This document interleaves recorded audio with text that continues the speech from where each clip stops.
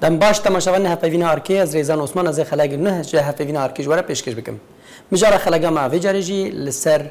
نمرو شهید مزن ماموستا کمال احمد امینداری گشتی پارتی دموکرات کردستان سوریه و رولو پیگاوی د تفگر رزگاری خوازا کردستان سوریه ده چبو امی و مجاره د میوان خوی هجا ماموستا مراد سعید اندام دسته روشکاریا پارتی دموکرات کردستان سوریه را گوتوبیج بکن ماموستا تو بخیر هاتی افوینا ارکی سپاس دبم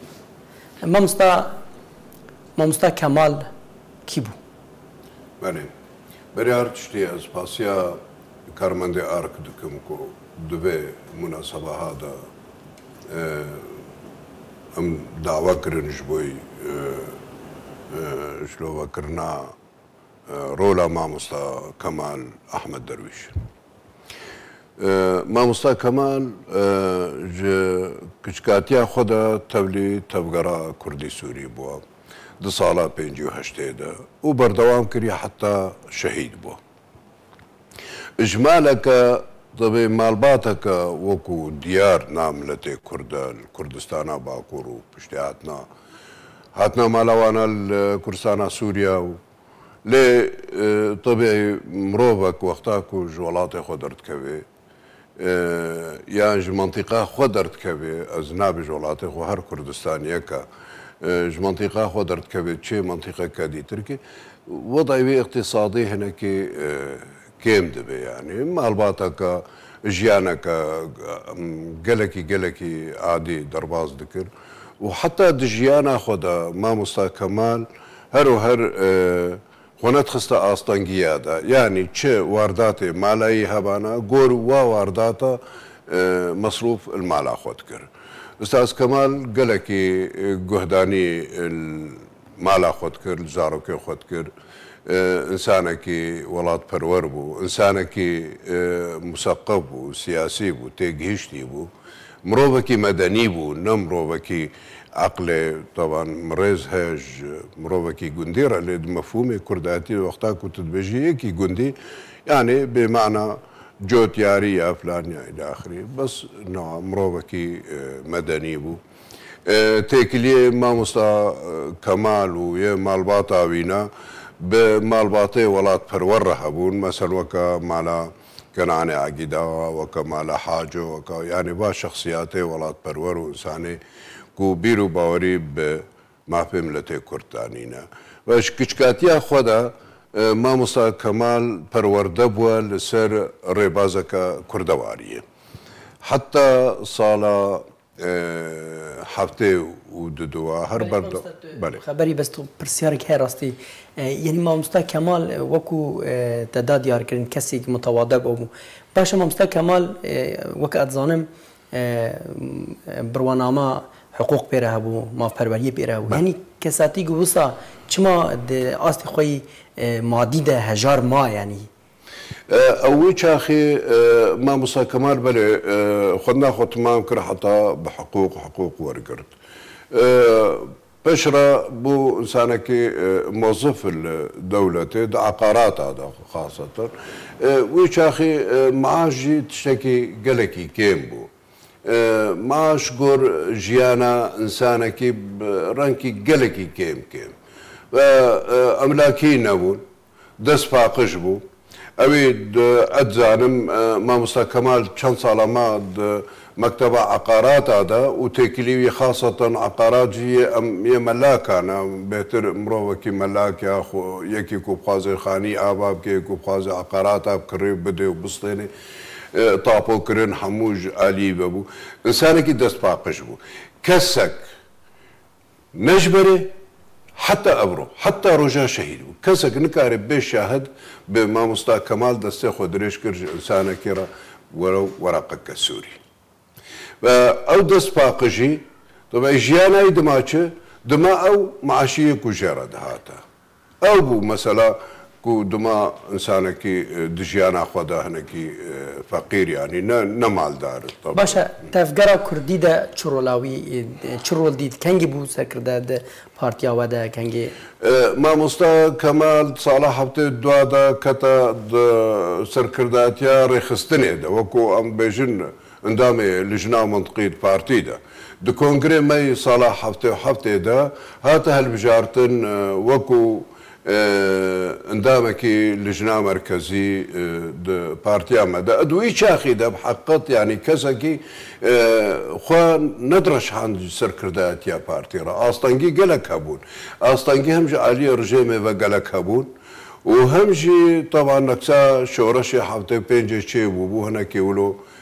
درساري تشيبو دنام لتي ماذا وقيادة ويشاخي قلكي كيمبون وام سباسي اواتكن طبعا اواك قريب ميراني دوي مرحلة نخوش دا بشتي نكسا شورشا ايلولي دا قارينا بقهنا كونغري حفتي كونغري حفتي دا ما موسى كمال بو اندامي لجنة مركزي ويكسر بو اندامي مكتب سياسي بارتيا مدى حتى صالح حفتي ونهي دا صالح حفتي ونهي دا بو سكرتيري بارتي هاتا هالبجارتن وكو سكرتيري بارتي وبردوام كر حتى شهيد بوناوينا طبيعي باشا رولا مامستا كمال دك تفقرا كردي دا چه رولك هبو؟ مامستا كمال انسانك دي سياساتا خودا قالك معتدل بو باوري بدبلوماسيته مفاهيمني قالك فرابون يعني تجارة ما مستكمل باوري نتاني انه والله بارتي قارب بشر بارتي كيف بارتي عردي راك نا دائما ده مفهوم ما مستكمل ده انه حوار دانو ستاندن قفتو او سري هرتشتيا البرد حمون نقاطي كوم هول سرد جه هفدو مرو بهفرا الهفدو بكي ونقاط خلافه مو تأجيل بكي بهفرا بده يبسطن قفتوغو بكي حتى مرو بكي حلكي قالك جارة دويرا وسطاندنا ده دويرا وسطاندنا ويسيرا ايدا قالك جارة او تشتاكو بارتي باوري بيتاني دكتت خزمتي وباوري ايدا د صالة هشتي وكيدا أول تحالف بسلوكاتية ما موسى كمال هتا باكرنا قبنا ما اتحاد شعبي ده بشرة طوري بو تحالف سيقولي وشارقولي وبيشقولي ما موسى كمال باوري تاني قوتها كردي السرهبي ده مفهوم استاذ كمال ده سرسي محاورات شغلي محورك مسألة وطنية ده محورك مسألة قومية ده محورك مسألة تبقرا كردي سوريا ده تجارة أوي باوري نتاني بصراحة هر باوري تاني كو وكب عربي بيجن ترتيب البيت الكردي يعني مالا كردا أبلي يكريزيا مالا كردي السرهبي اعتماد يصير مفهوم دبلوماسي أو قلكي ناجحبو دو ما موسى كمال دخبات أخودا كارية ده حمو أصناف وفئات ملتي كرد درباسي بارتي بكي جوتيارا شخوندافانا شيخاج بقاج آغا بفرقي وجدا تشكسيكو بيرو باوري بوي مفهومي تاني مفهومي ولات برورية او كس رياي هبود بارتي دا ليل الجمع مستا كمال ضد تشتي اساسي هبود هردو تش مساومة قطعا سرنا دبو يكجي ما في ملتي كرد سوريا دا تجارة مساومة سرنا دا تكرن دو وكو حليفك استراتيجي بيرو باوريكا مطلق بريبازا برزاني اوي برزانيات هضم كربو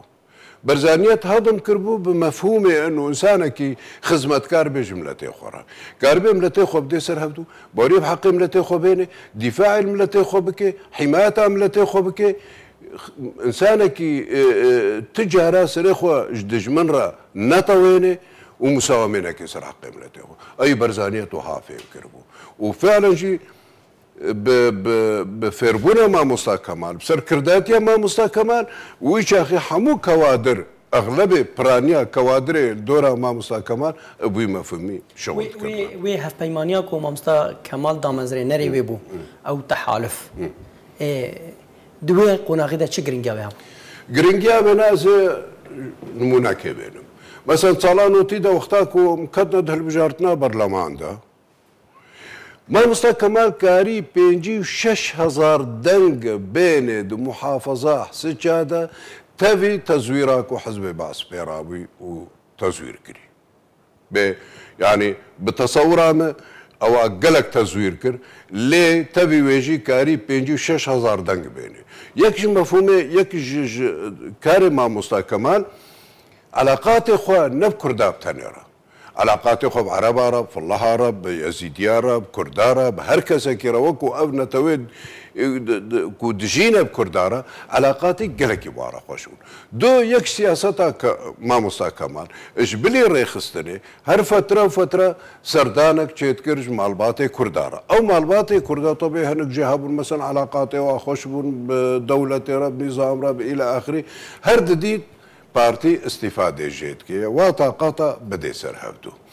ما مستا كمال كاري توافقي بخير ناقبين سياستا قومي ويا وطني ويا ملتي قريبو تقدير ظروف ابكي دائما انسانك مروفك معتدل بالسياسه تاخذ مثلا بو نمونه د صلاح ده موجك هات موجك ماركسي خرت هاتا كرسانا سوريا حمو براني احزاب كردي براني وانا باوري انين بالتزام ماركسيه لينينيه ده مفهوم ما مستا كمال وكوادر دورا ما مستا كمال المسألة التزام ماركسية لينية وقتك الزواجير اجبر ام دعوة حق ملتك نية دعوة حق ملتك بحاجتي حموش راح ملتي اخويا او كس اعتماد سر شريحة بتني دكي وقتاكو كو صبا ببي دستلات او شريحة بتني دستلات بي وتجربة اثبات كر كو او سياستا باعتدال كو ما مستا كمال درباز ذكر او يا ناجح وحتى افروجي او سياسات ناجحه ده نوتو ششيدا مثلا او تفقرا كردي تبدا طاقات اخو درباز كر البدر الكرسانا عراقي جبوي او شر مخابن او شر براكوجي تبدا بيك موقفي يعني ولاوي تفقر رزقري يعني كردستاني ده بيترد نافا بونمونا صلاح ده وقت انقلاب عسكري تشيبول تركيا حمو احزاب كردي كوك حليفه ما بو حليفه بارتي لا ابوشيات كوكات دقدهات ازقر لك هات الى اخره يعني حمو احزاب جروب احزاب الكرسانات تركيا يا باكور حموهاتنا سوريا الرافين جبر انقلاب عسكري رافين ويش اخي بسر كردات يا ما مستكمال اعاز دانا تنظيمي حموي انه هنا استقبالها هركسه يمكن ملتي ما وكو ملتي كرد الباكور الكردستاني بيشوازي بكن وابجه بكن ويش اخي امكانياتي مجي يعني قركي زايبون لتفيوجي مكاري ام اعتماد سر خو بكن وسر حزبا خو بكن وام واجبه هر بارتي كي رابنا او خورتي مايكو بنا بربون كردستان باكور هاتنا كردستان سوريا الى جانب دورك اساسي بارتي سروكاتيا ما مستكمال دشورشا قولانيتا دورك اساسي هبو مادي ومعنوي وبحمو اريكاريا ما حمو يعني بلكي نمناسبه سر اعلام بيغوتن لي بارتي وخاصه جناب سروق او تبدا تزانن بدورة بارتي تشبو بالنسبه شورشا قولاني وجنابي بخوشي حتى قوت مناسبات هذا اگر يكج بارتيا سوري نبانا بلكي شورشا قولاني نبي رنگي بانا يعني مجال قومي ده لجن بارتي تشتكي سركبو وخاصة ريبازا بارزاني نكسة حفتي وبينجي ده شورشي نكسة خوار ما مسا كمال كاريبو بارتي بكي بارتي بخو طاقم الدورة خوا يعني نحيا ريخستن ده ريخستن خورتبو وكو جماوريك خل دوري ده حبدو وكو مشترى دا ناس كرن ايك كاربي بينجي 6000 دنگ ده بنسها حزب بعض ده بيني ده محافظة كده نتشكي عندك تشكي قالك مظنان وقالك عربا دنگي خدان قالك فلا دنگي خدان لجمع مستا كمان نبو والله أفيها فالله أفيها مسلمان أفيها عربة أفيها كردة كي هر دائما أو دورات ولما سيد ليزان محاولة ذكر برؤساء عشائر راب أحزاب عربي راب شيوعي راب يديرة بس فين بكن قضية كردية قضية كردي نوكا كشوفني دبيجن انه والله كرد هاتنا كرد انفصالين وبارشا كي جولات كل دنيا خراب كل نظام شبكن كاري قضية كردي بخل كيف يمكن بدي يك تشتن هبون مثلا د نهج بارتي ده باوري بحقوقي ثقافي سياسي اجتماعي دو حزام واحصاء يعني اصلا شهيد بونا ما مصطفى كمال وكو انسانك ممثله تبقرا كردي شوناويا اللي جم حزب باس اجبوي مثلا حزام واحصاء او بو سببك سركه د شهيد بونا لي دماكو شهيد كات د اركي دبو بري المهمك بود بري المهمك نتويبو بري المهمك تشوبو جبوي لقائك ديتنك فرأي حزب بعصرة بكير صار مسألة أجنبية وصار مسألة عرضية حجرية جوتاريا طبيعي حزام العربي هي يعني بلكي أو وقتين أم شرح بكن حزام العربي تشوبو أحصاء تشوبو إلى آخره لا أصلا جيكا تمام ملتي ما تيرا درواز دبو شو جبوي مشكلة فلاحي الجزيرة حلبك بفرع حزب بعصرة يعني ما وكا قوتي ما موسى كمال دائما باوري تاني بطرف الآخر يعني نا هم والله ما أسهم أو كسي ديني نعم أو مفهوم مطلق جميعنا مرفوض باشا ما مستطيع هناك السر رولاوي اللي جبو بشتافانيا تفجر رزقاري خوازي اللي باشوري كردستاني باشتر شربا بكريا قالوا دما نوتوي كده دما رولاوي بنوتوي انتفاضه دوختا هل سر هلدانا كردستانا باشور تشيبوي دورة بارتي دورة كخرطو طبيعي ناي انكار كرن تحالف يشاخي هبو تفجر كردي هبو دورة ويجابو تدا لي دورة سنة يا بارتي وجبار د نهاية خو رخصتنه دا قالك خرطو نهاية خو جماوري دا جماوري ملت كرد جماوري كرد لكردستان سوريا بفرانيا خو ملتك بارزاني بله مستد هناك بيرواريين تا بيرا ذكريين تا بيرا يعني تو هناك بحثا از بارم چون و هاتني و سرداني و هفره هبون وكو شاندا بارتي ما موسى كمال شعب ملتي خدا هاتبو ناس كن وكو شخصية كاريزمي وكو شخصية فعلا زعيم قائد يعني أذكارم ولو تشكي بسيطة قالكي بسيطة وقتها ما موسى كمال بري خدا مناسبة مثلا شو عزاك فرضا بصدى مروفا خلقك البني ويكوني دانشتيبون يك زلام ندمارونشتي همو درد كدنا استقبال ما موسى كمال وقيادة ما موسى كمال ما موسى كمال كاري بارتيا خو بجمتا بارتيا خو بخيد لي خلقيتها نخلقك بخيد لي خوتا بو دبلوماسية اخو ده شهيد بونا ما موسى كمال ده بهزار خلقك هات حاضر بو بجنازة ما موسى كمال يعني چه بجمتا وقتاك وقت بجمتا ما موسى كمال كاري بو توافق بخيد ناقبنا مفهومي قومي ووطني وملتي ده نتشكي بجوكا بو نمونه خلاف ناقبنا وقتك صلاح شتي حفتي ونهي خلاف ناقبنا كوكو بارتي دلفيدر الباشور تشيبو كاري دورك اساسي بلاي زيني وهردو بارتيا بقيني هبدو حتى بلكي هنا كاشما ما تقوتي ده ما مستما باشا كوك مثلا ام خورتني بارزاني بون بيرو باوري ما بهتري حوالي ما وكوادري ما بيرو باوري مطلق مسألة بارزاني بون انو نابي كسك دجاتيا بارزاني بكي ومربي وامريكاني يمكن او دم مفهومي ده انه وقتها في علاقات بينن اما بهتر كاربن دورك ايجابي بليزين وفعلا كاري لقائك ما بين جنابي سروك وسروك كوك ويشاخي لقائك تشيكي ومصالحك تشيكي ولا فاتنك بكي وتبقرا كردي بيش بحريه يعني قالك انجازات ما موسى كمال هنا وقتها دركتا عضو برلمان او دفاع ذكر الدرعه حتى بديركي يعني حاجه كرنا ملتي كرد تخصد لي خلقك كده دخص قضيه كردي بنظام بدا يفهم كرم بحزابه بدا يفهم كرم خلقك دي بدا يفهم كرم انه قضيه كردي تشيا نبي مفهومك وكاكو شوفوا نسر قضيه كردي تشتغل يعني بحقيقة مامۆستا کەمال فراغك چێکرد فراغك گەلێکی مەزن و زوو بزوو ئەو فراغ نایداگرتن ئەگە ئەوڕۆ مامۆستا کەمال هەبانە احتیمالە وەضعی ملەتی کورد لە کوردستانە سووریا نەڤی ڕەنگی هایکون هائیرۆ ئەو ئاستەنگیاک و ملەتێمە کەتیێدا ئافاقنی گەلێکی فەڕەح بوون جە مامۆستا کەمال یعنی ئەس حتا ده ڕۆژە ئەشتەرە شەرح بکەم ئەنکارم حەقی مامۆستا کەمال جانا تو پێرە وەک شاند تو هاتی هەرێما کوردستانی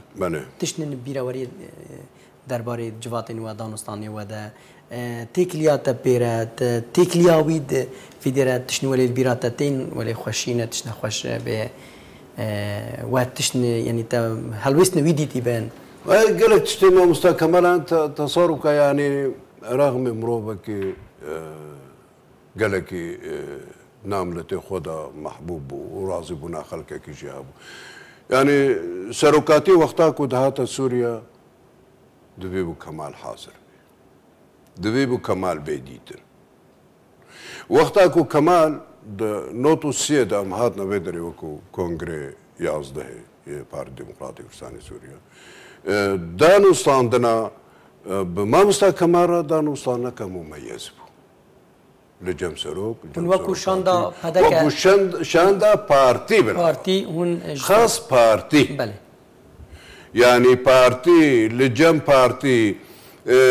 وەکو پارتی کە هاتی ئاواکردن سەر ڕێبازا بارزانی و موساومە نایسەر کرد ئەو قەتعەن کی ئەندامێکی مەی قیادی حتا هەندڕۆی قیادێ دە یەک ئسلوبێ مامۆستا کەمال وەختە خلافێک دە قیادێ دەچێت بوو وەکو سکرتێری پارتی دایما هەر محاولە دەکرد و ئە پارتیش هەبدا نەکەبێ ئە پارتی لەسەر هەفتوو بێ و نەبێ پارچە لێ لە جەمی تشتێک هەبوو ئەو ئەندامی قیادی وەختاک و دژی وا قەنەعات هەبانە یان مەفهومێکی غەڵەت جەمی هەبانە بنسبەتی حەلیفێ مامۆستا کەمال بالتالی دەستێ خۆشێت بەردا یعنی وەکە مرۆ بێژە ئێشەکە بێ بڕین باشترە و بهتر مەزایی بکەیە ئەسکارم بۆ نمونەژی شتەرە بێنم تەجریبەک من و ویرە دەڕواس بوو وەختە ڕەحمەتی ئوستا ئیسماعیل جودا بوو خۆهەیدان و داوی لاخر تەبێژی ئەزوینا ئەم چوونە جەمە گۆتێ دە مامۆستا بزەبرەوەرە حەزباخوا بەلکی گوتنەکە نها نەباش بێ مرۆ سەر ئالان بێژێژی لێ جامێر گوت گوتێکلیێمە بە وەحدێڕە و ئیلە ئاخری مامۆستا کەمال گو مەرحەلاتە گەهایدا ئەس قبول بکە یعنی بێمانە بەس تەبگەرا کوردی سەر هەبێ نەهێ لێ تەبگەرا کوردی شەودە بکەوێ قووەتە ئەوی باوەریتانی قووەتە کووردا دیەکڕێزیە مالا کوردی باشە مامۆستا دەمێ مەژی بەرەوداوی چوو ئەس دixwazim gotina dawiyê ya te li ser kesatiya مامۆستا کەمال شەیدێ نەمر gotina xwe dawî bêjî te çi gotin dixwazî bêjî وەڵای ما گوتە مناداوی ئەز چ بێژم ئەس بێژم سەد ڕەحمەت لێ بێ هەی ڕەحمەت لێ بووە مطلق جەم معروفە یعنی کەسێکی کو بۆی ئەخلاسێ بۆی پاقژیە بۆی مێرانیە دیفاعی حەقی وی ملەتێ شەپرزە بکێ شۆ طبیعی ڕەحمەت لێە دودۆ یاک و هەر بێتر جەمە جێ دڵخۆشیە تو ڕۆژە مامۆستا کەمال مساومە نەکریە سەر سەوابەتێ خۆی قەومی وە خاستن ڕێبازا بارزان ئەو جەمی خەتا سۆڕ لەبەر حکومەتێ بە لەبەر کێبانە دە کۆنگرێ نۆت و سێدە کەلیمای ناوە خویایە گۆتناوی دە کۆنگرەدە ئەوی مساومە نەکرێ سەر حەقی ملەتێ خۆ و عەدو بەرلەمان و ئیسرار کرد بێ کۆنگرە حازر بێ یعنی نەوەک شتە حەدیە یعنی ئەندام پەرلەمان بوو ئەندام پەرلەمان بوو بێ کوردستانی کۆنگرێ پارتی دیموکراتی کوردستانی عێراق حازر بێ و پارتی دیموکراتی کوردستانی عێراق معروفە لە هەر جاکی لە هەر دەولەتێکێ گو مەسئەلا نەتەوی مەسەلا کوردایەتیە الجەما سەری هەر تشتیە ئەندام پەرلەمان بوو هاتە لێ ئەندام پەرلەمان حازر بوو و هاتە کۆنگرە حازر بوو فتجارة كماي نخستيت كاري خود لأن إنسانك متطرف تجارة باري بتطرفين تاني مطلق حتى د كاري حزبي دا دري خستني دا وقتاكو كادرك زيادة خود تعبان تقولي هيدي بينا فرق نعجلة أبخباتك دو دريجة وبهنك فرقك تجارة أوي حجات الاندامك خوي حزبي نكري دائما هر محاولة كريا اندامي خوي حزبي بباريس غلطية حتى اندامك وقتاكو تكتا غلطية هذا بحمر ريادهات يدا كو يجوا غلطية بزبريني بحزابي كردي عموما هر محاولة ذكر كو او احزاب آري كاربن امواب هبدور آري كاربن خدمات جملتي خورا بكنا وكاري تفكرك اباب كش بيش حزب كردي بيش حزب كردي ويشاخي تفكر كردي حمو بويا دمكو كانديد بو جبو برلمان سوريا وكو نونري كردا بگشتي هات ناس كره بله نو نري حركه كردي بو او دهوالي خو او ما مصطفى فؤاد وما مصطفى حميد يعني هر سيجي نو نري كردابون هاتنا البجارتن بس دنگي ما مصطفى كمال قلقبون دنگي واجي قلقبوني واديجي قلقبون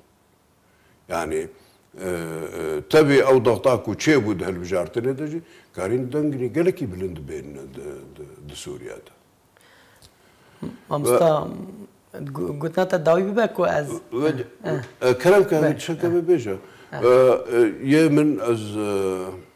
مناسبة أدبين مناسبة كهم خوش هم ناخوش مناسبة كخوش كو بيرانينا شخصيك وكما موسى كمال أحمد درويش سركرداي بارتي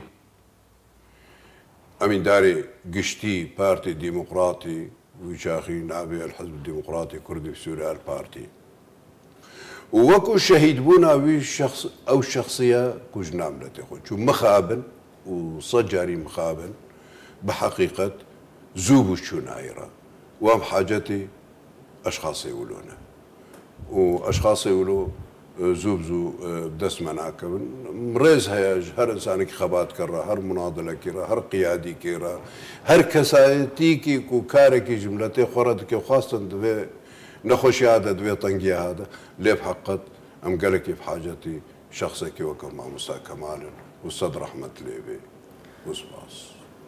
سپاس جبوتجي ماموستا مراد سعيد اندام دستيا روشكاريا بارتي ديمقراطيا كردستان سوري قال سپاس جبوتات بجداري هفافينا ما هفافينا اركي وقال سپاس سپاس تماشاوانين هفافينا اركام گشتن داويا خلقا خو حتى خلقا جديد بمن خوشيده